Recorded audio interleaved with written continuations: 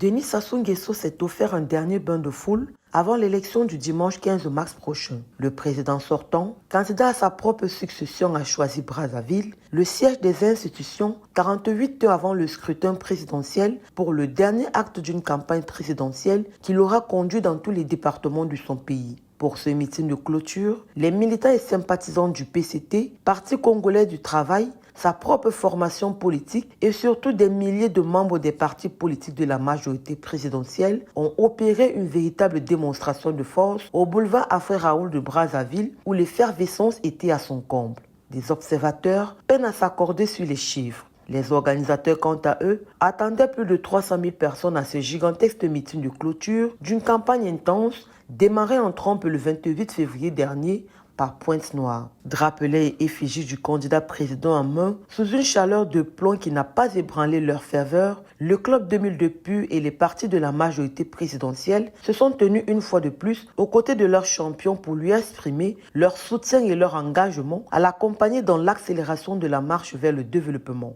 Pendant plus de 40 minutes, le président candidat Denis Sassou Nguesso a égrené son programme de société, mettant l'accent sur la souveraineté alimentaire, l'industrialisation, la digitalisation des administrations et l'emploi des jeunes. Les différents orateurs qui se sont succédés au micro n'ont pas tari d'éloges à l'endroit de celui qu'ils appellent le patriarche au regard de sa longue expérience dans la gestion des affaires de l'État.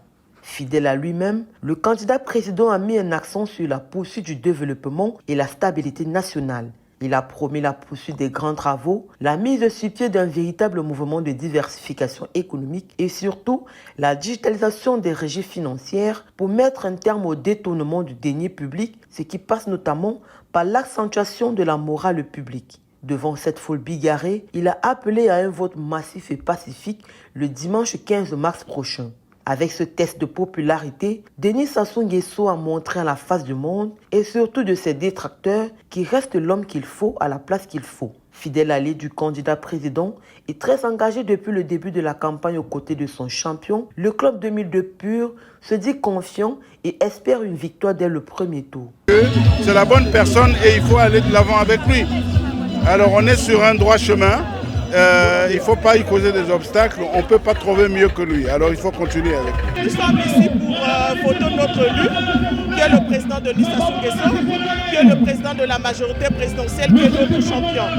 Nous sommes ici pour le soutenir. Vous avez vu lors du rassemblement fait par notre président Wilfried César Nguesso à Pointe-Noire, au stade à Pointe-Noire, ça s'est bien passé, tout le monde était mobilisé. Nous avons accompagné partout où il est passé, nous étions là. Donc nous sommes sûrs et certains que la promesse faite au président va se réaliser, Nous avons choisi notre candidat, le champion. Nous voulons la paix, nous voulons la marche vers l'avenir, nous voulons un grand changement pour notre pays.